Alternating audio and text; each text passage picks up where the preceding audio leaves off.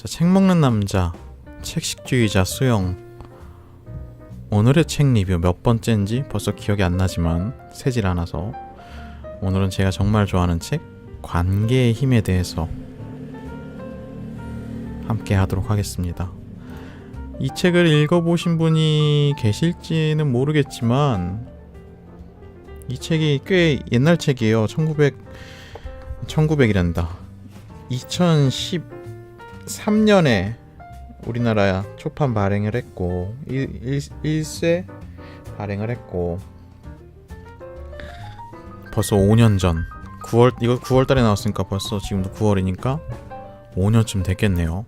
조금 오래된 책인데 오랜만에 아주 불이 나게 다시 읽어봤습니다. 야, 근데 나는 이게 마지막에 오늘 읽었을 때도 약간 소름 돋고 전율이 왔는데, 야, 이게 아직까지도 이 책이 그런 힘을 갖고 있다는 게 조금 신기하긴 했어요. 내가 이 책을 모르는 것도 아니고 한 2번, 3번 읽었을 텐데 오늘 다시 읽고 또 깊은 울림을 받고 전해드리기로 마음을 먹었습니다. 자, 이 얘기 초판에 나오는 짧은 실화가 있어요. 이게 지금 소설인데 이 얘기를 시작하기 전에 프롤로그라고 해야 되나? 그 실화를 쓴 짤막한 이야기가 있는데 뭐냐면 1995년에 미국 한 병원에서 쌍둥이들이 태어납니다. 뭐 들어보셨는 분들도 계실 거고, 근데 이 쌍둥이들이 태어났는데 자매예요, 자매. 근데 얘네가 예정보다 12주나 빨리 태어난 거예요. 12주나. 그래서 몸무게가 1kg밖에 안 돼. 완전 그러니까 미숙아로 태어난 거지. 근데 심지어 동생은 심장 결함이 생긴 채 태어나가지고 목숨이 되게 위태로운 상황이에요. 그래서 이제 둘 다 각각의 인큐베이터에 들어가서 회복을 하고 있는데 언니는 이제 씩씩하게 회복을 하고 있지. 근데 동생이 계속 회복을 못하고 점점 쇠해 가는 거예요. 의사는 이제 동생은 이제 아마 가망이 없을 거라고 하고, 그게 거의 절망적인 상황에 놓였는데 여기서 이 병원에 있는 게일이라는 간호사가 한 가지 제안을 합니다. 이 제안을 왜 했는지 모르겠어. 무슨 의도로 어떤 목적을 갖고 제안했는지 모르겠는데 지금 태어난 쌍둥이들을 같은 인큐베이터, 하나의 인큐베이터에 넣어보자는 거예요. 지금 각각 따로따로 있는데 하나의 인큐베이터로 넣어보자는 제안을 합니다. 두 쌍둥이가 함께 있을 수 있도록. 그래서 또 그거를 해본 거죠.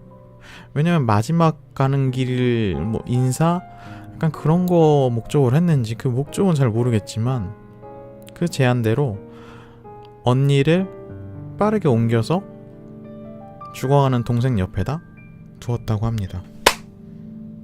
깜짝이야. 모기가 있어서 저도 모르게. 그랬더니 놀라운 일이 발생했다고 해요. 언니가, 그 어린 언니가, 신생아 언니가 천천히 몸을 돌려서 아픈 동생을 이렇게 팔에 이렇게 딱 걸친 거야. 아픈 동생 위에 약간 껴안는 모습처럼, 아픈 동생을 감싸는 모습처럼 이렇게 껴안은 거예요. 근데 이게 어린애가 태어나서 얼마 안 된 미숙아가 몸을 돌린다는 것도 진짜 신기한 일이지만 더 놀라운 일은 그렇게 언니가 포옹을 하니까 위험 수위에 있던 동생의 혈액 내 산소 포화도가 정상화로 내려오는 거예요. 처음엔 기계 오류인 줄 알았대요. 말도 안 되는 일이 벌어지니까. 그래서 그거를 보고 기계 옳은지 다시 체크를 하고 했는데도 아니야. 동생이 점점 회복을 하고 있어. 그래서 결국 두 자매는 건강을 회복했다고 합니다. 이게 이야기만 들어서는 그렇게 전율이 안 올 수가 있는데 이게 사진이 있어요. 근데 이 사진이 진짜 감동적이에요. 이거를 아마 인터넷에서도 있겠지만 여기 책에서도 사진이 살짝 있어서 그거를 잠깐 보여드릴게요. 보일 수가 있는지 모르겠지만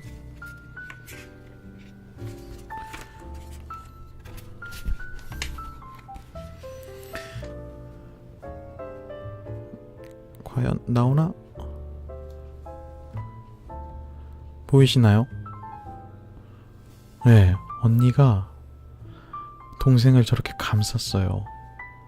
그랬더니 막 동생이 위태위태하던 동생이 살아난 거야. 진짜 대단하죠. 네, 우범님 반갑습니다. 사실 우범님인 줄 알았어요.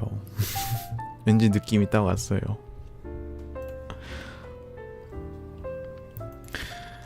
이 이야기는 제가 개인적으로 또 전해드렸죠. 아, 지금 오신 분 정말 중요한 얘기를 놓쳤어요. 너무너무 중요한 얘기. 너무너무 재밌는 오프닝 얘기였는데 반갑습니다. 그래서 결국 살아났다고 합니다. 이게 실화인데 저는 저 사진을 보고 되게 뭉클하게 느껴지더라고요. 저 사진에서 느낀 게 뭐냐면은 아, 사람은 혼자 살아가도록 태어난 건 아니구나 라는 걸 좀 느끼게 된 것 같아요. 사람은 혼자 살아가는 게 아니구나 그런 느낌?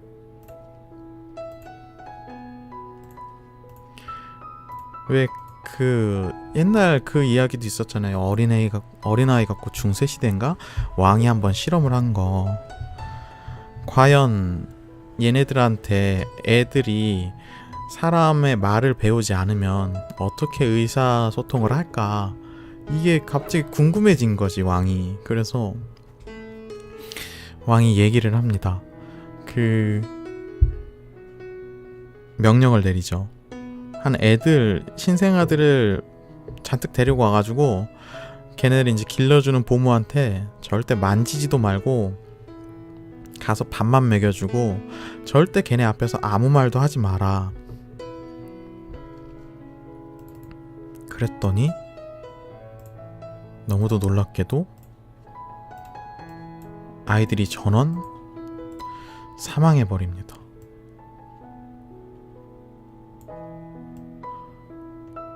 근데 그 사망의 원인이 말을 안 해서가 아니라 스킨십의 부재. 사람과 사람이 나누는 체온의 부재가 원인이었다고 많은 이제 전문가들이 얘기를 하고 있어요.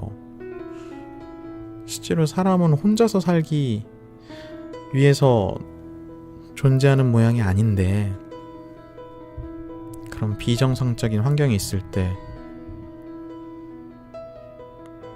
그런 많은 소모, 많은 뭐라고 해야 되지? 부작용이 일어난다고 합니다. 사람과 사람 간의 관계는 이렇게 중요한데 글쎄요, 요즘은 이 관계라는 개념이 어떻게 가고 있는지 모르겠네요.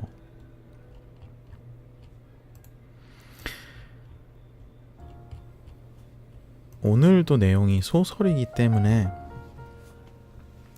줄거리를 아마 함께 한 걸음 한 걸음 같이 나아가 보도록 할 거예요. 물론 다 얘기해 주진 않고 중반 정도까지, 그리고 작가가 어떤 메시지로 접근을 하려고 하는지 까지만 가도 충분할 것 같습니다. 그리고 이거 3분짜리로 요약을 해야 되기 때문에 3분짜리용 대본이 또 따로 있어요. 그걸로 마무리를 하면 오늘 방송이 끝날 것 같습니다. 이 책은 그 레이먼드 조라는 작가가 쓴 책인데, 레이먼드 조라는 작가가 제가 느끼기로는 한국 사람으로 알고 있는데, 이 책 소설 내용이 굉장히 한국적이거든요. 기업도 한국 기업의 느낌으로 가고 있고, 근데 이 사람에 대한 정보가 많이 없어요. 이 사람 국적도 어딘지 모르고, 단지 있는 정보는 호아킴 데 포사다라는 되게 유명한 작가, 바보 빅터를 쓴 사람. 이 사람하고 공동 집필했대요. 바보 빅터를.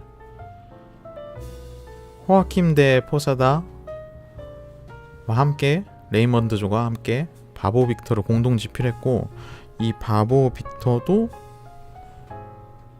멘사 회장인가? 그 내용을 소설화해서 쓴 걸로 알고 있는데, 베스트셀러 되게 유명한 책이거든요.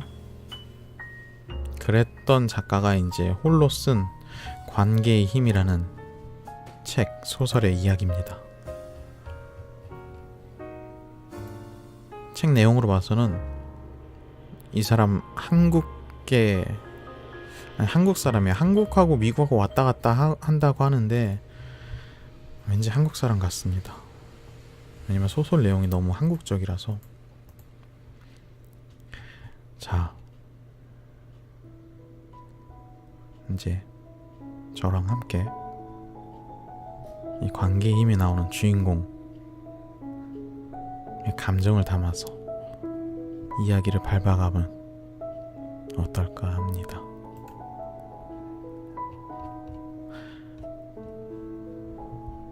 주인공은 장난감 회사, 국내에서 제일 큰 원더랜드라는 장난감 회사의 팀장입니다. 대기업 팀장인데 기획 2팀을 맡고 있어요. 신팀장이라고 얘기를 할게요. 신팀장. 주인공은 신팀장이에요. 지금 그 원더랜드라는 장난감 회사에서 가장 중요한 프로젝트를 맡고 있는 유망받는 팀장입니다. 되게 냉철하고 철두철미한 성격을 갖고 있어요. 현재 회사에서 가장 중요한 프로젝트를 담당하고 있고, 효율을 최고로 중시하고 절대 사람을 믿지 않고 권력을 갈구합니다. 약간 그런 냉혈한 공과 사는 확실히 구분하는, 어느 정도냐면 회사에서 회비가 나오잖아요. 회비하라고, 회식하라고. 그거를 다 나눠서 직원들한테 그냥 각자 나눠줍니다. 회식은 불필요하다고. 요즘 직장 사람들은 되게 좋아할 수도 있겠는데요. 그죠? 그러니까 그 정도로 회사에서 불필요한 건 다 필요 없고, 딱 직원들이 너 뭐만 하면 돼 이렇게 딱 구간을 딱 정해주고, 너 그거는 확실하게 책임져.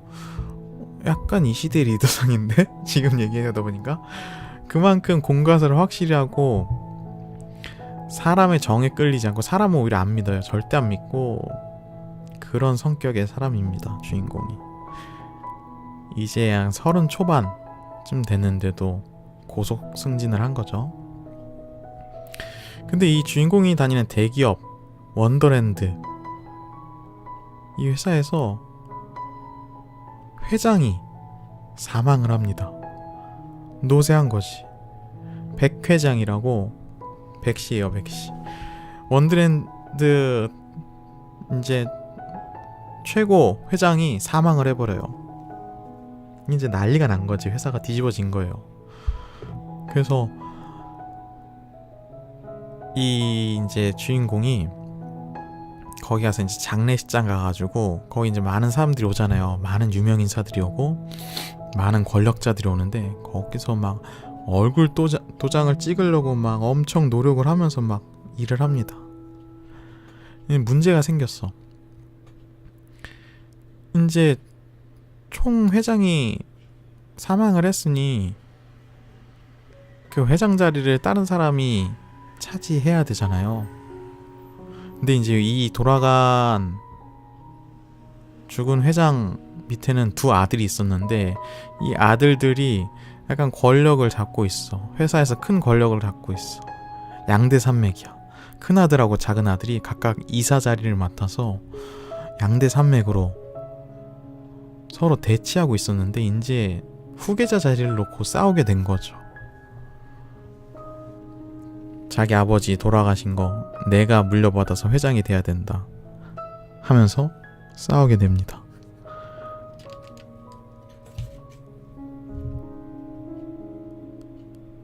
이제 거기서 이제 주인공이 이제 누구 밑에 들어가야, 아직 주인공은 중립 상태인데 어느 줄을 잡아야 내가 살아남고 성공할 수 있을까 지금 이 고민을 막 하고 있어요. 내가 저 두 사람 중 분명 한 명이 이제 회장이 될 텐데 내가 저 두 사람 중 한 명을 선택을 해서 라인을 잡아야 되는데 누구한테 물려받을지를 모르겠는 거야. 왜냐면은 백 회장이 죽을 때 유언을 한 달 뒤에 공개하라는 이상한 그런 걸 남깁니다. 유언을 한 달 뒤에 공개해라. 바로 공개하지 말고. 이제 난리가 난 거지, 두 아들들은. 아니 왜 한 달 뒤에 공개하고 누구한테 물려줄 건지 바로 정해주지도 않고 회사가 위태위태한데 큰 자리가 부재하면. 그런 상태에서 이제 기획팀 주인공은 막 이제 거기서 얼굴 도장 찍고 누구 선택까지 하고 있는데 그거를 유심히 지켜보는 한 노인분이 있었어요. 되게 초췌해, 막 추레해, 막 부티 나지도 않아. 그냥 양로원에서 놀던 약간 병세한 노인 같아. 그때 주인공이 담배 피러 딱 올라와서 옥상에서 담배를 피고 있으니까 그 노인이 따라와요. 따라와서 노인이 하는 말이, 일단 건전지부터 갈고 해야 될 것 같아요. 계속 깜빡깜빡 거리는 거 보니까. 잠시만요.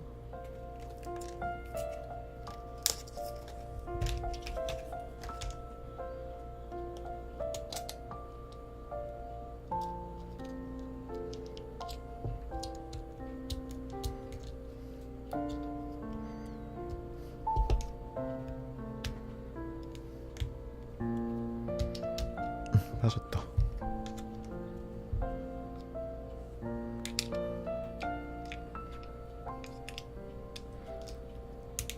어둠에서도 건전지를 갈고.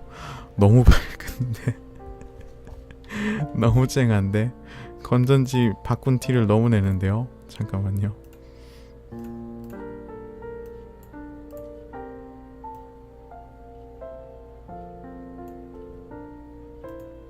짠, 됐습니다. 그 노인이 와서 주인공한테 막 이러쿵저러쿵 얘기를 해요. 아니 원치 않는 조언도 막 하고 막 옆에서 자꾸 말 걸어, 귀찮게. 응? 그래도 마지막 한마디를 딱 하는데 이게 주인공의 자존심을 건듭니다. 너무 그렇게 사람들한테 안간힘 쓰면서 얼굴 도장 찍으러 다니지 말라고. 주인공은 자기가 했던 행동이 이제 의도거를 이 노인이 알아채니까 너무 자존심이 상하고 화가 나는 거지. 그래서 이 노인한테 소리를 버럭 지르고 내려옵니다. 아니 뭐 가짜는 노인이 막 훈계야 하면서 내려옵니다. 자존심의 상처를 받고.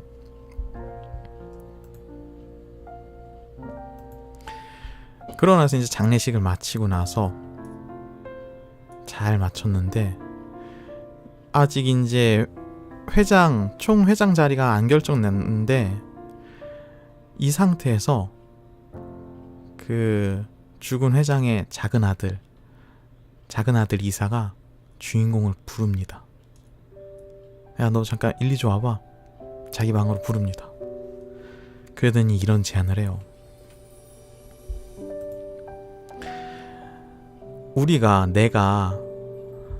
내가 저기 네, 반갑습니다. 내가 오늘은 관계의 힘이라는 소설책 이야기를 하고 있어요. 아직 초반입니다. 잠깐 정리해서 얘기를 하자면, 큰 장난감 회사가 있는, 대기업 장난감 회사가 있는데 여기 회장이 죽었는데 이 회장 밑에는 두 아들이 있는데 그 두 아들이 서로 이제 후계자 자리를 놓고 싸우고 있어요. 근데 그 후계자 자리를 놓고 싸우는데 두 번째 아들이 주인공을 부릅니다. 주인공이 팀장인데 주인공을 불러서 지금 제안하는 내용까지 왔어요. 주인공을 불러서 이런 얘기를 합니다. 오자마자 사람이 죽었네요. 맞아요. 오자마자 사람이 죽었지만 이거 되게 가슴 따뜻한 얘기입니다. 그 작은 이사, 그러니까 죽은 회장의 둘째 아들이 이 얘를 부릅니다. 불러서, 야, 내가 큰 형을 이기려면 지금 요양원에 있는 조이사라는 분이 우리 회사 지분을 한 14% 넘게 갖고 있어. 근데 내가 이거를 위임받아서 가져오면 내가 지분이 50%가 넘게 되거든? 그럼 내가 총회장이 될 수 있고 큰 형을 물리칠 수 있어. 그러니까 네가 가가지고 그 조이사한테 가서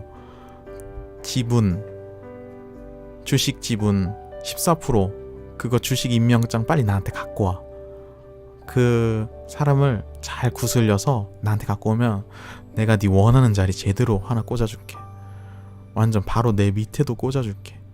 이렇게 주인공한테 제안을 합니다. 완전 솔깃하죠. 주인공은 진짜로 권력을 향해서 요즘 영화 개봉했죠? 논란의 상류사회. 권력을 향해서 나아가는, 오직 힘만 믿는, 권력만 믿는 주인공인데 주인공한테 그런 솔깃한 제안이 오는 거야. 내가 하겠다고. 근데 주인공이 생각해보니까 좀 이상해. 아니, 자기보다 윗사람들도 많고 많은 사람들인데 왜 굳이 자기를 선택했지? 그러니까 물어보니까 얘기를 하더라고요. 그 밑에 있는 홍보팀장이 얘기를 하더라고. 사실 윗사람들도 이미 많이 찾아갔는데 이미 그거 작은 아들 이사부터 먼저 찾아갔는데 이상한 수수께끼를 내서 탈락시키고, 그 밑에 사람들 보내니까 뭐 바둑, 뭐 최고의 뭐 신의 한 수 뭐 2개 해가지고 못 2개 하면 탈락시키고 막 그러면서 이상한 수수께끼를 내면서 자꾸 거절한다는 거야. 그러다 보니까 주인공한테까지 이제 내려오게 된 거죠. 계속 그 조이사한테 사람을 보내는 거야. 그래서 주인공이 이제 그 요양원을 찾아갑니다. 뭔가 낌새가 나죠. 아니나 다를까 주인공을 만나서 주식 위임장을 가져오려고 하는데, 알고 보니까 조이사라는 분이 그때 장례식에서 만났던 초췌한, 자기한테 엄한 조언하는 괴짜 노인이었던 거예요. 난리가 났지. 주인공은 당황하고 절망하고 얼굴이 새하얗게 돼가지고, 망했다. 나는 이제 실패했구나. 나는 이제 떨어지겠구나. 해고당하겠구나.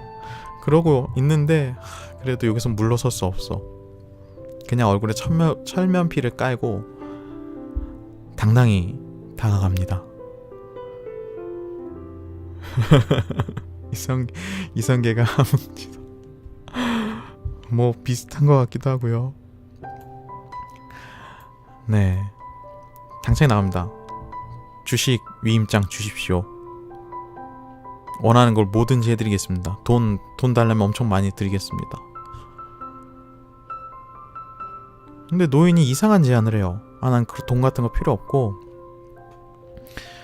내가 내는 과제, 문제를 하나 낼 건데 요거 맞추면 내가 너 이거 줄게. 이거 가져가. 주인공이 놀래죠. 기회를 주는 건가? 노인이 이제 문제를 냅니다. 2분 내에 회사 사람들 30명 이름을 써. 지금 당장. 펜하고 종이를 주면서. 그랬더니 주인공은 난데없는 벼락을 맞은 거죠. 아, 이게 뭐 하자는 거지? 근데 노인이 이제 시간 간다고. 벌써 5초 지났네 이러고 있으니까 막 그냥 미친 듯이 막 써내려가는데, 아니 생각이 안 나는 거야. 생각이 안 나. 30명 회사 사람들이 몇백 명이 있을 텐데, 아니 몇백 명이 있을 텐데 그 사람들 이름이 막 그 당시 생각이 안 나. 막 내 팀원들 누구누구 있지? 팀원들 다 적고, 누구누구 내 주위에 동료 기획팀장들 누구 있지? 막 적고 이러다가 2분이 지나버립니다. 15명도 못 썼어. 15명도 못 적고 완전히 실패를 하죠. 그뒤 노인이 이제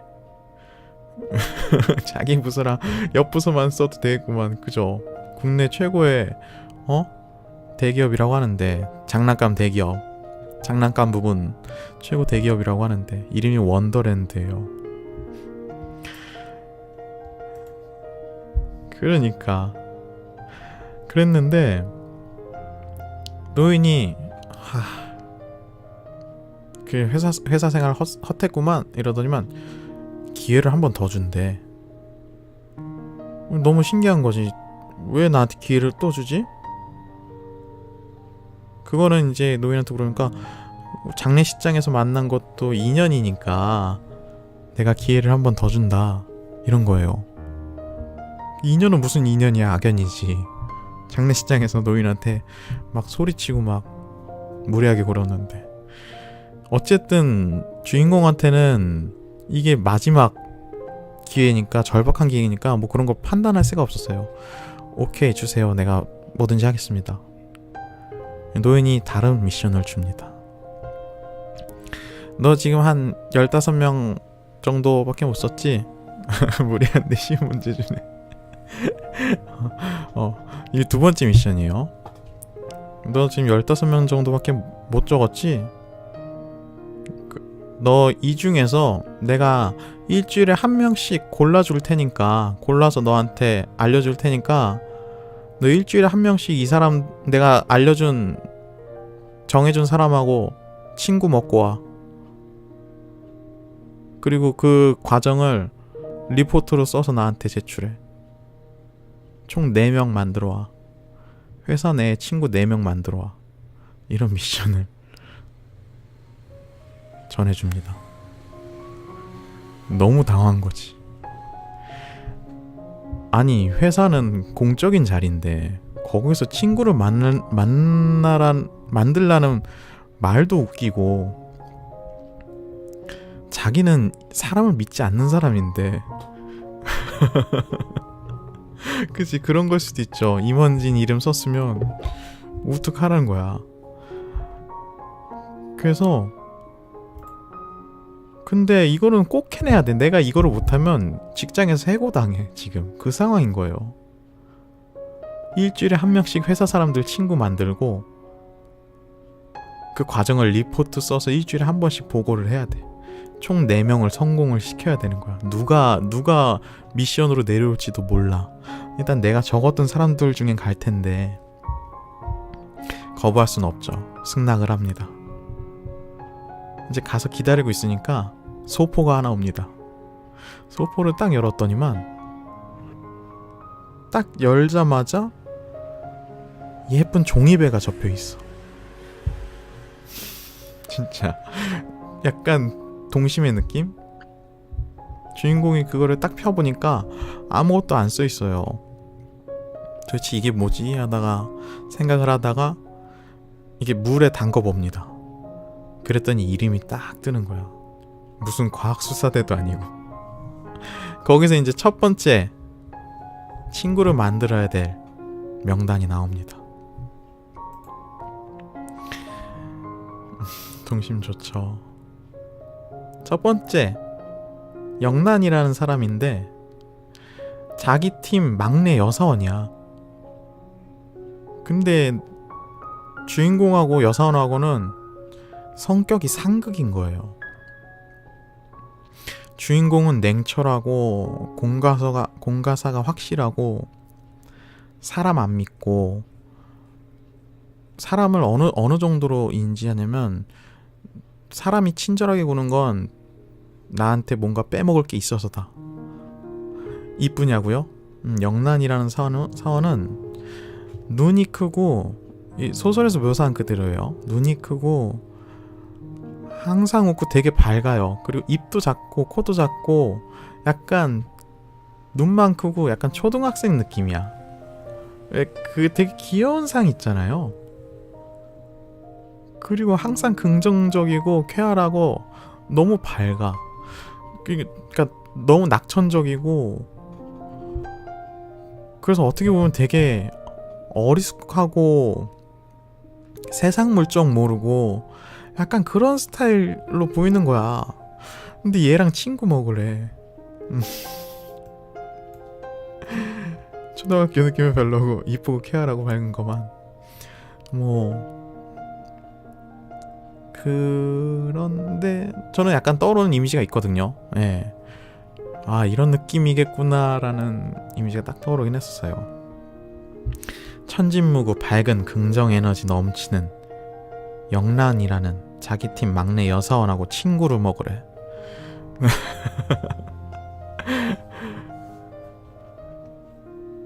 좋아요. 박보영이라고 합시다.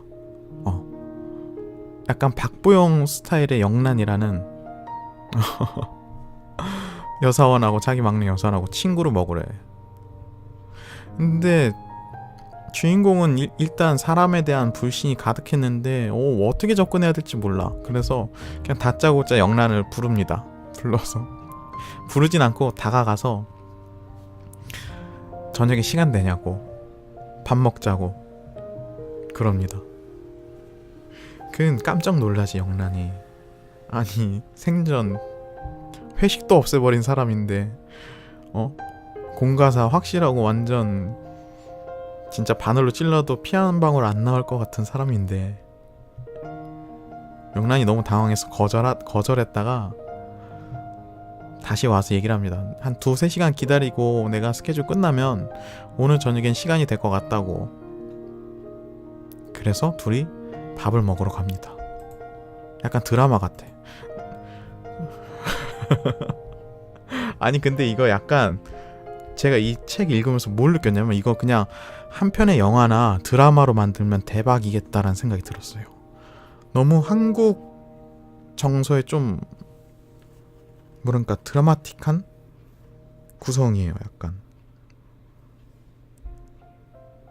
배경도 다 한국이고.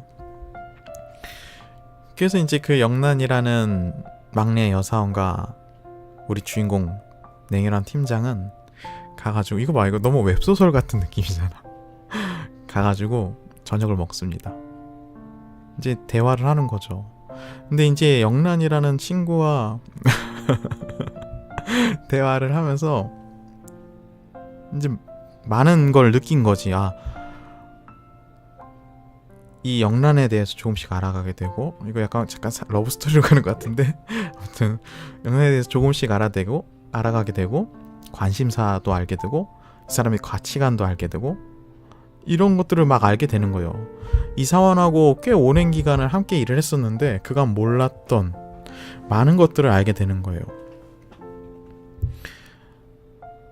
이 영란이라는 사람은 사내 연극 동호회, 그래서 연극을 하면서 자기 자신을 표현해내는 걸 되게 좋아하고 그런 걸 취미로 갖고 있고, 그리고 사람 만나는 걸 되게 좋아하고 거기에 대한 낙천성과 긍정을 가지고 있는 친구인데, 주인공은 이해가 안 되는 거지. 아니, 직장에서 딱 업무 시간 끝나면 꼴도배기도 보기 싫은 사람들인데, 아니 그 사람들하고 동호회를 해서 또 보고 또 회식을 하고 이렇게 만난다고? 이렇게 서로 이제 차이점을 얘기를 하면서 얘기를 서로 나눠갑니다. 알고 보니까 주인공한테는 뼈아픈 과거사가 있는 거야. 주인공 심사가 꼬인 이유가 있어요. 근데 이건 너무 한국 드라마 같잖아. 얘기하면서 점점 느끼는 거지만, 그 주인공이 알고 보니까 어렸을 때 부모님이 사고로 다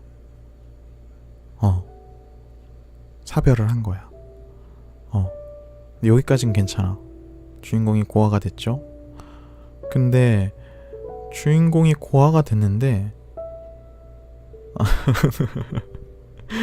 드라마 좋아해서 흥미진진. 저도 얘기하면서 약간 드라마 얘기하는 것 같아요. 주인공이 사고로 당해서 이제 부모님들이 다 사별을 했는데 고아가 됐는데 이제 주인공 주변에 가족들 있잖아요. 이모부나 이런 사람들. 그런 사람들이 주인공 챙겨준다고 오면서 이 주인공 아버지가 갖고 있는 재산들을 막 노리는 거야. 막 농장 이런 것들 노리고. 아니야 너무 갔어. 너무 한국적으로 너무 한국 드라마로 갔어. 그러니까 그걸 막 노리는 거예요. 그래서 그 주인공이 거기에 이제 환멸을 느끼는 거지. 나중에는 주인공이 갖고 있는 주인공 아버지 있는 농장도 뺏고 그걸로 막 주인공 갖고 있는 재산 다 뺏고 한데 나중에 주인공한테 있는 집도 대출해달라고 막 다가오니까 주인공이 막 화가 나는 거야. 막 자기 천대하고 막 자기 이용했고 다 빼먹으려고 하면서 그러니까 자기 주변 가족들한테도 자기가 이용을 당하니까 주인공이 너무 큰 상처를 받은 거예요. 사람을 믿지 못하는 거야. 가장 가까운 사람들이 죽고 가장 보호해야 될 사람들한테 배신을 당했으니까 주인공은 절대 사람을 믿지 않는 거야. 그런 거를 경험하다 보니까 주인공이 사람은 권력을 가져야 되고 힘을 가져야 된다. 그리고 사람은 항상 친절을 대하는 거는 나한테 뭔가 빼먹을 꿍꿍이가 있어서다. 다 자기 이득을 위해서다. 다 듣고 있어요. 다 듣고 있는데 원래 내 방송은 채팅이 잘 안 올라와. 다 듣고 있어요. 특히 이런 소설 같은 경우는 더 그런 것 같아. 그래서 주인공이 그런 삐뚤어진 인간관을 갖게 되는 과거가 있었던 거예요. 그러니까 영란하고 대화를 하다 보면서 자기가 왜 그렇게 됐는지를 다시 상기하게 되는 거겠죠. 근데 영란과 대화를 하면서 이게 조금 풀렸어. 그래서 이제 이거를 리포트를 써서 조용해도 좋고 지금처럼 이렇게 1대1로 얘기해도 너무 좋아요. 그 조이사 노인분한테 이제 1차 보고를 들어갔죠. 리포트를 써서 냈어. 걔도 친구가 된 것 같다. 냈어요. 조금 변하는 게 있네. 좋아. 그러면 내가 중요한 팁 하나 알려줄 테니까 너 이걸로 나랑 추가 내기 한번 해볼래? 내기 안에서 추가 내기를 또 겁니다. 노인이 이거 제시한 대로 네가 행동하면 너랑 다른 사람이랑 변화가 있을 거고 만약에 변화가 없으면 내가 패배하면 되게 비싼 월드컵 주화 기념 주화를 너한테 줄 테니까 내기 한 판 해볼래? 한 거예요. 주인공이 콜했죠. 콜. 좋아. 그럼 제가 지면 제가 갖고 있는 기념 달러 지폐 요거 드리겠습니다. 서로 뭐 기념 주화로 기념 달러 지폐 막 이런 걸로 좀 내기하고 있네요. 뭐 내기 제안해 보시죠. 그러니까 이제 그 노인이 제안을 합니다. 사람은 누구나 좋아하는 것이 있다. 너도 그걸 좋아하고 사람이라면 무의식적으로 좋아할 수밖에 없는 것이 있는데 이것을 건네면 서로 친해질 수 있다 라고 해서 5가지 아이템을 건넵니다. 그 5가지가 뭐냐면, 첫째는 관심, 둘째는 먼저 다가가기, 셋째는 공감입니다. 네 번째는 진실한 칭찬, 다섯 번째는 웃음. 누구나, 그렇죠, 누구나 관심, 먼저 다가가고 공감받는 것을 좋아하고,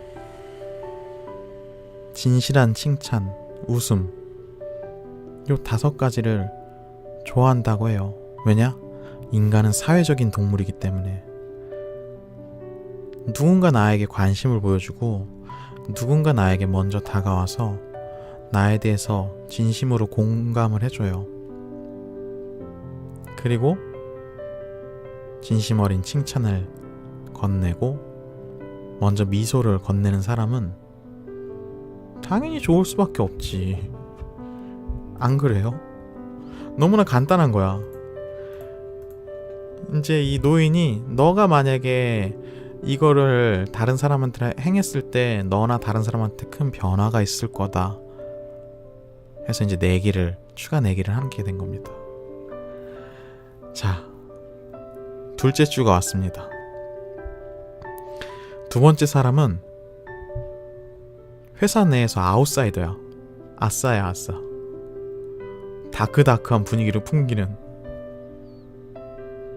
또 자기 밑에 직원이에요. 팀장. 주인공 팀장 밑에 자기 소속돼 있는 직원. 이름이 오탁이야, 오탁. 뭔가 떠오르지 않아요? 이름이 오탁이야, 오탁. 이 오탁이라는 사람은 어떤 사람이냐면 되게 다크해. 그리고 업무 참여도 되게 형식적으로 하고 건성으로 하고, 막 디자인도 너무 막 일본풍 막 이런 디자인 막 그려서 제출해가지고 디자인팀에서 다시 수정하고, 약간 자기 세계가 확실한 그런 친구야. 말을 제대로 대화하기가 좀 어려운? 정말 아싸. 근데 이 친구가 사실 주인공이 자기 팀으로 끌고 온 애예요. 주인공 팀이 기획 2팀인데 기획 3팀에서 이 친구가 적응을 못하고 있어. 기획 3팀은 막 회식도 활발하고 막 서로 막 으쌰으쌰하고 이러고 있는데 얘 한 명만 아싸로 그런 걸 적응 못하고 막 뒤에서 맹맹 돌고 막 이런 스타일인 거야. 그래서 근데 딱 봤더니 회의하는 걸 봤더니 좀 예리해. 의견 제시하는 게 이게 툭툭 던지는 게 뭔가 남들과 다른 약간 비상함이 있어. 그래서 주인공이 이 친구 데리고 와가지고, 야 오타가 너 3팀 안 어울리니까 우리 팀 와라. 우리 팀 확실하게 딱딱딱 되니까 너 우리 팀에서 더 잘 쓰이겠다. 데리고 왔어. 오탁이 데리고 왔는데 너무 좋아. 의견 막 적극적으로 제시를 하고, 완전 3팀에 있을 때랑 완전 따판이었던 애야. 근데 의견들을 제시하는 게 너무 좀 과해. 아이들용 제품을 만들어야 되는데 괴기한 몬스터 디자인으로 막 어필을 하는 거야. 근데 이게 주인공이 봤을 때는 나름의 좀 일리가 있고 약간의 애들이 느낄 수 있는 카타르시스를 좀 건드리나 해가지고 올렸는데, 이게 뺀찌라는 말을 쓰면 안 되죠. 이게 거부당한 거죠, 기획을. 그러니까 오탁이 이거 기획을 또 거부당하니까 얘가 다시 예전의 그 모습으로 돌아갔어요. 그 3팀에서 아싸로 뺑뺑뺑뺑 주변을 맴돌고 겉도는 그 느낌의 그 어두운 오탁으로 다시 돌아갔어. 자기 의견이 약간 먹히지 않으니까. 이 팀에서도 지금 그런 상태인 애랑 친구로 먹으라고 두 번째 미션이 내려온 겁니다. 키덜트가 좋아할 수도 있는데 지금 프로젝트는 여기는 아이들 만드는 장난감 회사인 것 같아요. 회사 이름이 원더랜드야.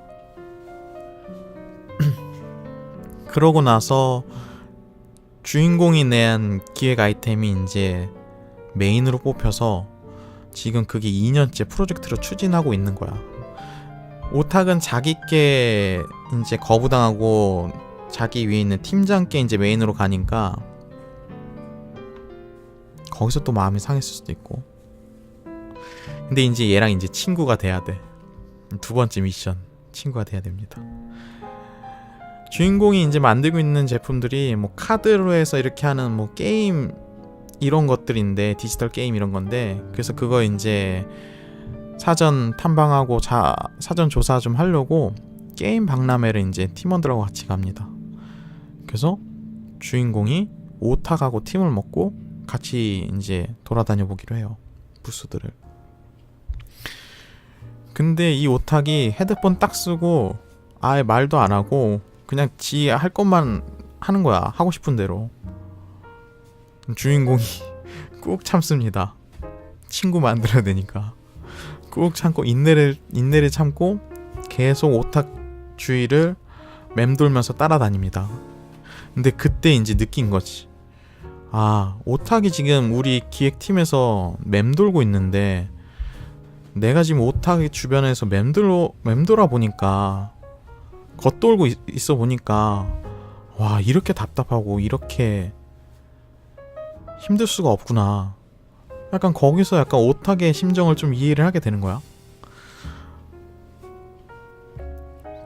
주인공이 뭘 말을 건네도 단답형으로 대답하고 지 할 일하고 음악 듣고 가다가 게임하고 이러고 있는데, 갑자기 그 박람회 중에서 오탁이 자기 동호회 사람을 만납니다. 그 동호회 사람 만나서 완전 밝은 모습을 보여준 거야. 형 왔어? 하면서 완전 왔냐고. 그래서 막 오탁하고 그 두 사람이 얘기하는데 완전 오탁이 다른 사람이 된 거야. 주인공이 충격을 먹어요. 아니, 오탁한테 저런 모습이? 주인공이 충격을 먹고 오탁을 불러서 이야기를 나눕니다. 저 사람 만난 지 오래됐냐고, 오래 알고 지낸 지인이냐고 물어보니까 아니래. 동호회에서 만났고 3개월 됐대. 주인공이 또 한 번 충격을 먹죠. 나랑은 3년 만났는데, 3년 같이 일했는데 한 번도 보여준 적이 없는 모습을 저 3개월 알고 있는 어린애한테 보여주고 있네. 그래도 주인공이 뭔가 오탁하고 이렇게 이런저런 얘기를 하다가 오탁이 갑자기 할 말이 있다고 주인공을 불러요. 주인공을 불러서 오탁이 얘기를 합니다. 제가 지금 유학길이 뚫려서 오래전부터 준비하고 있었는데 유학 갈 일이 생겨서 유학을 가게 됐다고 하면서 사직서를 내밉니다. 그만둔다고 사직서를 내미는 거죠. 유학 간다고. 주인공 충격을 먹지만 막을 수가 없죠. 그래서 주인공이 하는 일은, 할 수 있는 일이 없어서 오탁이 출국하는 날 공항에 주인공이 찾아갑니다. 오탁이 깜짝 놀랍니다. 그렇게 냉혈한 같은 팀장이 자기 간다고 배웅을 나온 거야. 아니, 팀장님 여기 어떻게 왔냐고. 그래서 이제 주인공이 이제 오탁한테 여러 얘기를 하죠. 내가 여러 가지 생각을 해봤고 많은 걸 느꼈는데 내가 오탁 씨를 잘 챙겨주지 못했다고. 오탁 씨는 분명히 예리한 그런 아이디어를 가지고 있고 어디 가서도 성공을 할 수 있다고. 나는 오탁 씨를 믿는다고. 이 사람을 인정을 해주니까 오탁이 뜨거운 눈물을 흘리면서 엄청나게 뜨거운 항상 무표정하게 다녔던 그 아싸의 직원이 뜨거운 눈물을 흘리면서 이런 얘기를 왜 이제서야 했냐고. 자기는 인정과 관심이 필요했었다고. 조금 더 이런 얘기를 일찍을 해줬으면 내가 이렇게 떠나겠다고 마음먹지는 않았을 텐데 왜 이런 얘기를 이제 해주냐고 눈물을 흘리면서 서로 뜨거운 배웅을 하게 됩니다. 분명한 변화가 있었죠. 주인공이 인내를 갖고 먼저 관심을 갖고 먼저 다가갔고 그런 부분에서 공감을 했고 진실한 칭찬과 웃음을 건넸더니 두 사람 사이에서 변화가 일어났어요. 그렇게 두 번째 미션도 주인공이 리포트를 써서 제시를 하고 두 번째 미션도 성공을 합니다. 이제 2명만 남았어. 이 2명의 상대만 내가 친구로 만들면 나는 그 주식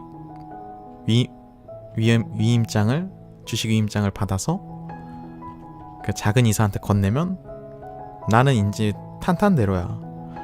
나는 막강한 권력을 쥘 수 있는 사람이 되는 거야. 그렇게 이제 3번째, 4번째 미션도 진행을 하면서 주인공이 내면의 변화를 느끼는데 그러던 어느 날 이제 그 노인이 알려준 대로 주인공이 회사를 찾아가서 여느 때와 다름없이 웃으며 인사를 하는데 직원들 분위기가 싸합니다. 다들 무겁고 초조해하고 불안한 눈빛으로 분위기가 뭔가 이상해. 주인공이 당황합니다. 아니 노인이 말한 대로 웃으면서 다가가서 건넸는데 사람들이 웃질 않고 분위기는 더 무거워졌네? 뭐야 무슨 일이지? 과연 주인공한테 어떤 일이 일어났을까요?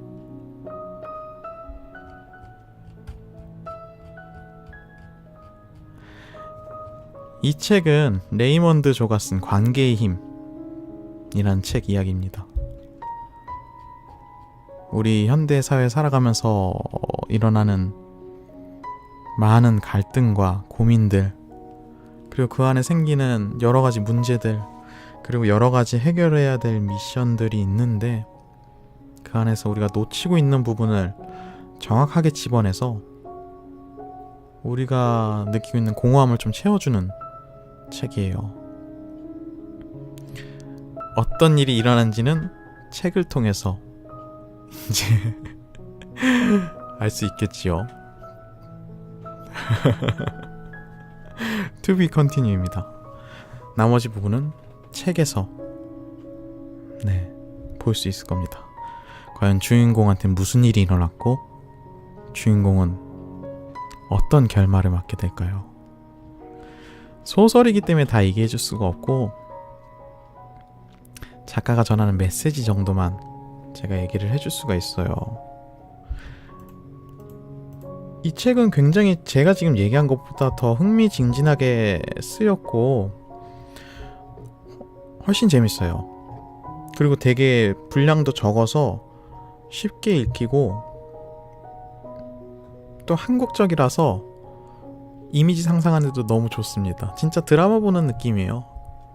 책 글자도 크고 그림도 너무 따뜻하고 이걸 쓴 작가가 당신들이 독자들은 여러분들은 이거 읽는데 뭐 단 몇 시간이면 충분하겠지만 난 이거 쓰는 동안 머리가 하얘버렸다 라고 얘기를 합니다. 그만큼 고심고심해서 썼는데 그 고심한 노력들이 속속들이 보이는 내용의 책이에요. 최근 2013년도에 나온 출간된 책이고 정확한 제목은 상처받지 않고 행복해지는 관계의 힘이라는 책입니다. 오늘 앞까지 책 소개를 잠깐 했는데 어떠셨나요? 줄거리 흥미롭지 않나요? 내가 말한 것보다 이 책이 훨씬 재밌을 거야. 진짜로. 이따가 3분 요약 편집본으로 다시 한번 싹 정리해서 얘기를 해주긴 하겠지만 이 책은 진짜 아, 나 드라마 영화도 스포 듣고 보는데 궁금. PK초님. 스포를 하면 안 돼요. 스포해줄 수 없어요. 나도 스포를 하고 싶지만 내가 스포가 가능한 건 저작권이 70년 이상 지나서 소멸된 작품들만 스포가 가능합니다. 이 책은 스포가 조금 어려워요. 스포를 할 수는 없지만 이 책이 전하는 메시지는 전할 수 있어요. 이 책에서 전하는 가장 강력한 메시지는 이거를 미리 해야겠다. 이 3분 편집본으로 해야 될 3분 내용을 다시 한번 정리해서 얘기를 해줄게요. 관계의 힘이란 책입니다. 여기 직장 생활에 생사가 갈린 주인공이 있습니다. 국내 완구 분야에서 가장 큰 대기업 회장님이 돌아가셨는데 그 밑에 이사 자리를 맡고 있는 두 아들 사이에서 후계자 싸움이 벌어지고 맙니다. 어디에도 연줄을 잡고 있지 않는 주인공에게 작은 아들 이사가 은밀한 제안을 겁니다. 신 팀장, 여기 나와 있는 요양원에 가면 우리 회사 주식 14% 이상 가지고 있는 조 이사라는 분이 있어. 그걸 내가 인수하면 내 지분이 50%를 넘기 때문에 내가 회장이 될 수 있거든? 그러니까 조 이사한테 빨리 가가지고 주식 이임장 받아와. 그 받아오면 내가 너 원하는 직책 무조건 다 올려줄게. 만약에 이게 나한테 안 들어오고 큰형님한테 가면 자네나 나나 모두 끝이야. 내 말 알아듣지? 라고 제안을 합니다. 권력과 승진을 위해 절호의 기회를 잡은 주인공. 그러나 요양원에 찾아간 주인공은 조이사를 보고는 창백하게 질려버립니다. 자세히 보니 그는 얼마 전 회장님 장례식장에 처음 만남, 자신이 무례하게 굴었던 추레한 모습의 노인이었던 것. 주인공은 처음 본 자신에게 청하지도 않은 쓸데없는 조언을 하는 그 노인이 마음에 들지 않아서 되게 무례하게 굴었었는데 알고 보니 자신의 생명줄과 회사의 판도를 쥐고 있는 황금키였던 겁니다. 이전 결례로 인해 주식 위임장은 절대 받을 수 없겠다는 절망감에 주인공 얼굴이 하얗게 질려버리는데 왜인지 노인은 웬일인지 주인공을 나무라지 않고 요상한 과제 하나를 제시합니다. 그건 바로 2분 안에 회사 안에 있는 사람들 중 생각나는 이름 30개 쓰기. 당황한 주인공은 눈앞이 막막해지고 머리가 하얘져서 채 20명도 15명도 적어내지 못합니다. 그러자 노인은 한 번 더 기회를 주고 과제를 완료하면 주식 위임장을 넘겨주기로 하는데요. 그건 바로 방금 주인공이 적어낸 명단 사람들 중 한 명과 친구가 되기. 일주일에 한 명씩 총 4명의 친구를 만들고 그 과정을 리포트로 써오기. 주인공은 황당해했지만 지금 자신에게 찾아온 마지막 기회를 놓칠 수는 없었습니다. 본래 사람을 믿지 않고 항상 돈과 권력, 생존만을 추구해왔던 주인공. 그런 그에게 매주 한 장의 미션 종이가 내려옵니다.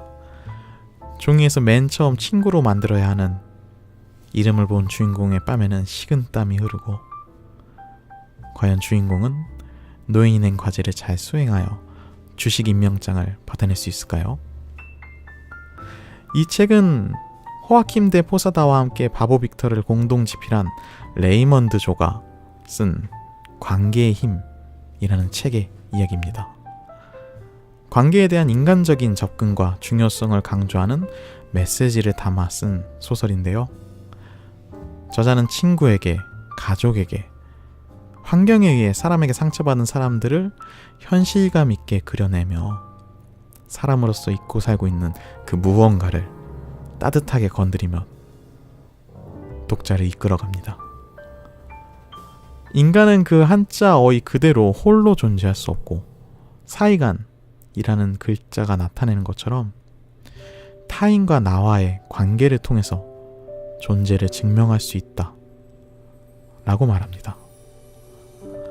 먼저 관심을 건네고 먼저 다가가고 공감하며 진심을 담아 칭찬하고 웃음을 함께 한다면 반드시 성공을 가져오지는 않지만 인간으로서는 반드시 성공할 수 있다는 저자의 메시지에는 큰 울림이 전해지는데요. 자본주의 사회에서 물질의 속성에 대해 날카로운 통찰을 보여주며 사람에게 상처받지만 사람에게 치유된다는 그의 메시지는 우리가 놓치고 살았기에 느끼는 어떤 공허감을 따뜻하게 채워주고 있습니다. 조이사의 과제를 수행하면서 과거의 자신과 마주하고 변화하며 때로는 그 과정에서 배신도 당하고 위험에도 빠지는 주인공. 과연 그는 어떤 변화를, 어떤 결말을 이뤄냈을까요? 레이먼드 조의 관계의 힘의 일부분이었습니다.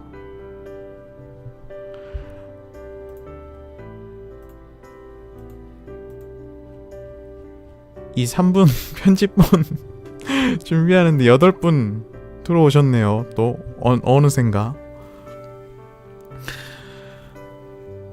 이런 내용의 책이에요. 이런 내용의 책이고 제가 정말 좋아하는 책이고 읽기 정말 좋습니다.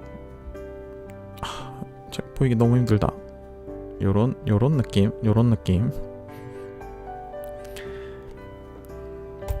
BK초님, 친구 되는 방법이던가 제목 잘 생각 안 나는데 그 동요 가사 생각난다. 그래서 사람이 언제 어디서나 행동을 잘해야지.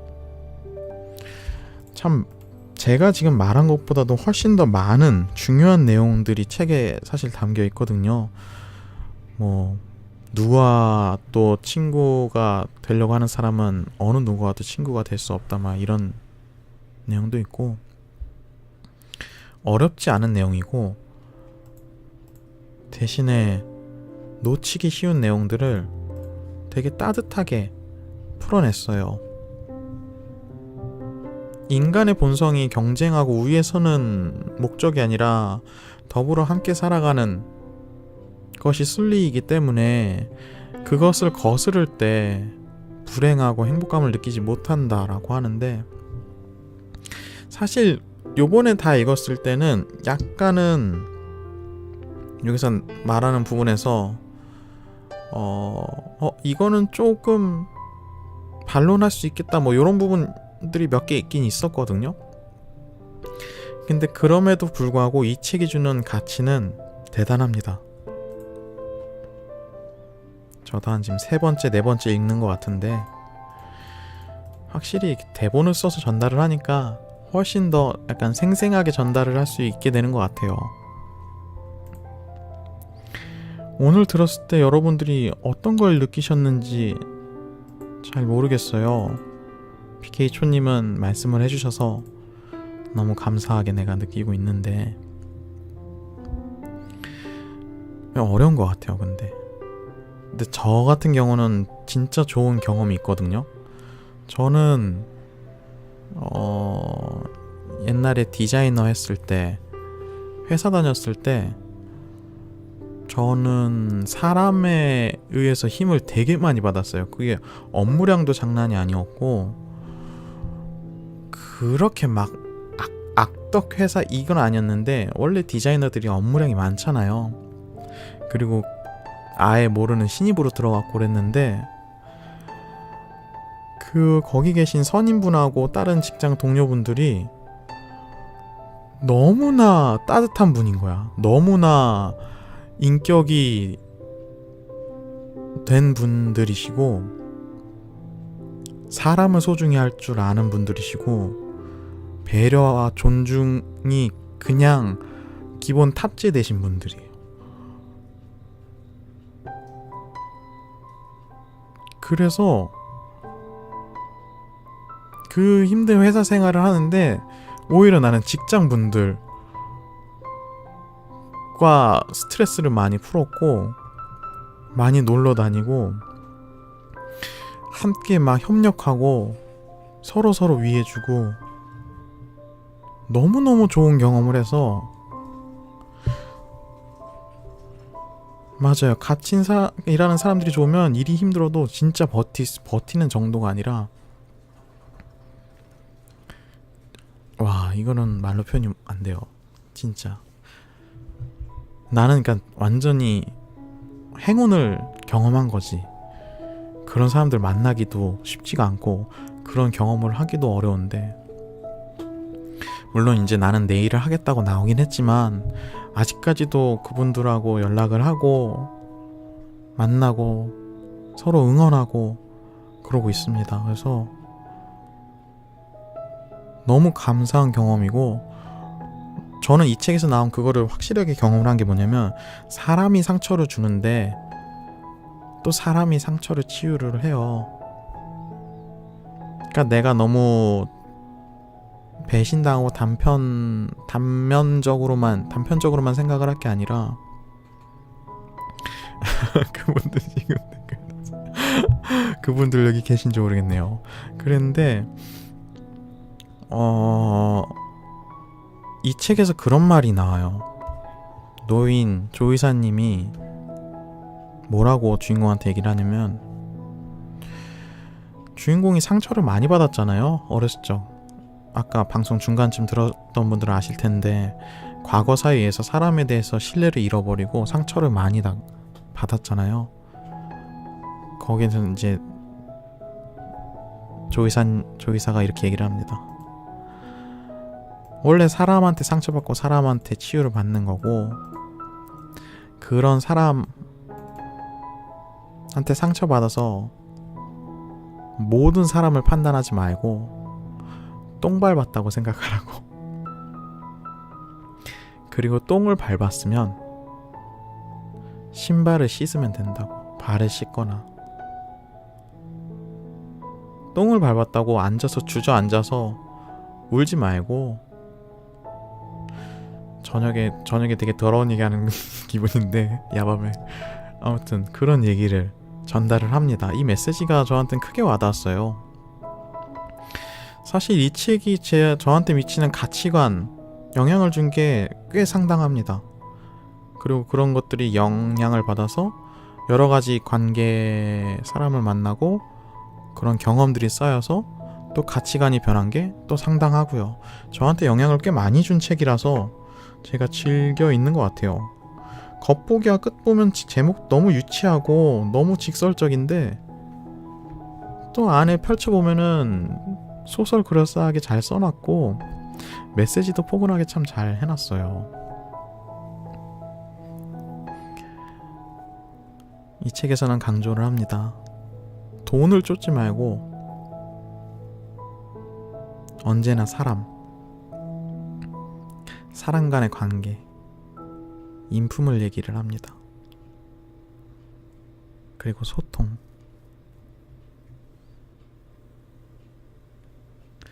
인간으로서의 성공을 얘기를 합니다. 인간으로서의 성공.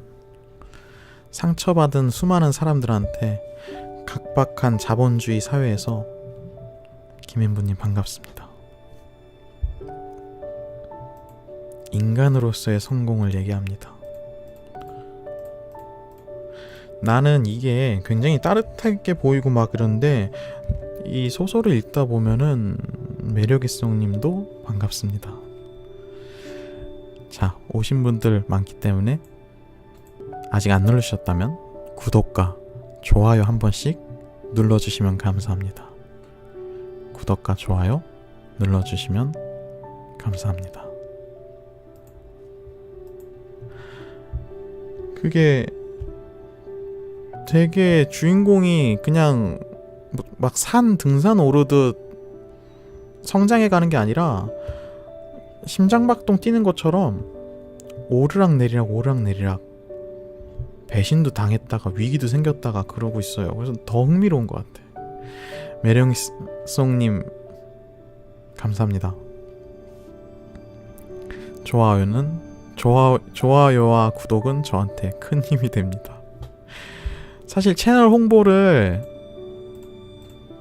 이제 커뮤니티 홍보 이렇게 해가지고 블로그나 인터넷 홍보를 하는 거를 한 10월이나 11월쯤에 시작을 하려고 해요. 컨텐츠를 쌓아놓고. 그래서 그 전에 오시는 분들은 정말 초창기 멤버로 저와 함께 컨텐츠를 만들어 가시는 소중한 팀원분들입니다.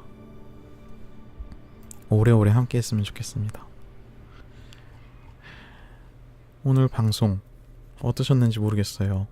제가 너무 좋아하는 책이라서 독서 모임을 하거든요. 거기 가서 내가 좋아하는 책을 항상 소개를 정말 못했는데 오늘은 이제 철저하게 준비해서 대본 써서 했는데 어떻게 전달이 됐는지 모르겠습니다. 이 책이 읽고 싶게도 전달이 됐는지, 이 책의 메시지가 잘 전달이 됐는지. 오늘 편집본은 할 것도 이제 잘 녹화가 돼서 편집본도 좀 수월할 것 같은데 정말 추천드리는 책이에요.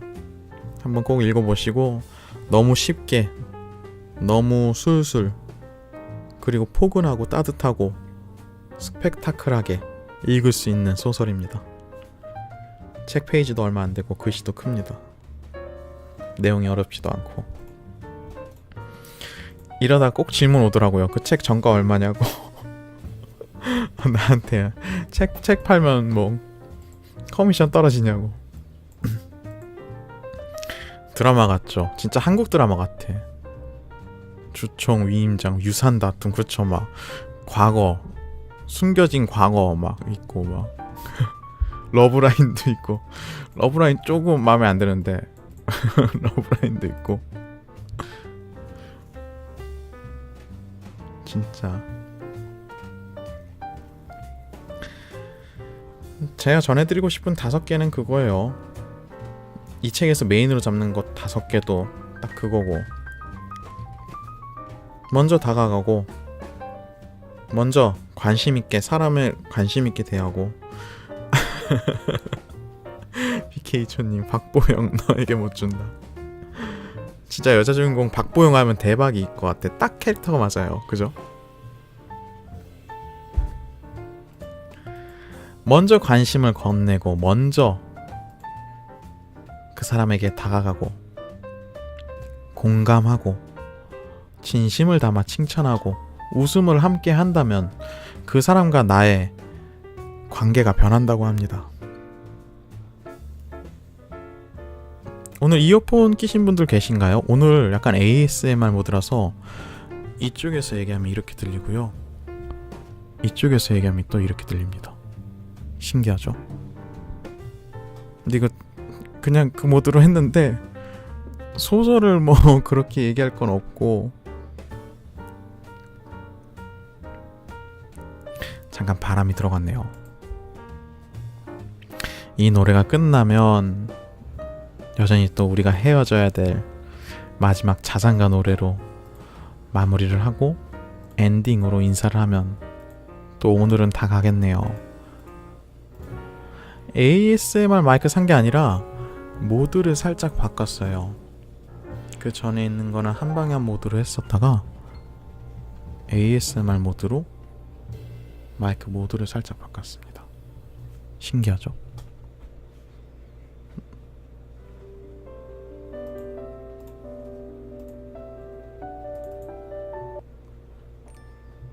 제가 쓰는 마이크는 블루 예티라는 마이크입니다. 오늘 방송 한 분으로 시작해서 11분, 9분 중간에 들어와서 많은 분들이 들어주셨는데 제대로 전달이 됐는지 모르겠네요. 오늘도 또 소설인지라 그래도 중간에 3분 요약 다시 한번 해드려서 아마 내용은 잘 전달됐으리라 생각이 듭니다. 친구 되는 멋진 방법, 나중에 노래 부르세요. 그런 노래가 있나봐요. 그런 노래가 있으면 참 좋고, 가기 전에 구독과 좋아요 아직 안 되신 분들은 한 번씩 눌러주시면 감사합니다. 오늘 저 서재도 이제 드디어 완성이 돼서 촬영을 하면 오늘 만들어주신 소중한 분에게 보낼 수가 있는데, 촬영 배경이 너무 집이 지저분해서 어떻게 촬영해야 될지 모르겠네요. 사진 몇 장하고 동영상 해서 오늘 그분께 또 보내드리려고 합니다. 오늘은 좀 어렵고 내일쯤 보내드릴 수 있을 것 같아요. 금요일 밤 또 우리가 함께 했어요. 네, 좋네요. 저도 금요일 밤 우리가 함께 했고, 다음 주 화요일 날 프리토크로, 다음 주 화요일 날 주제가 매력입니다. 매력.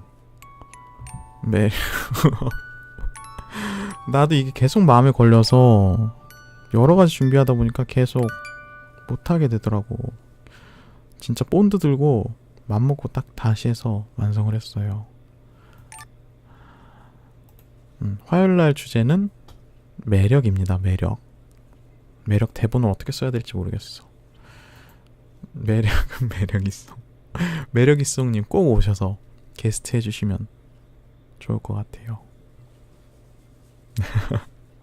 매력에 대해서도 대본을 쓰고 구성을 또 준비를 해볼게요. 책 먹는 남자, 책식주의자 수영, 오늘은 관계의 힘 함께 했습니다. 다음 주 화요일날 또 다시 만나고, 네, 편집본에도 좋아요 많이 부탁드릴게요. 감사합니다. 안녕히 주무세요.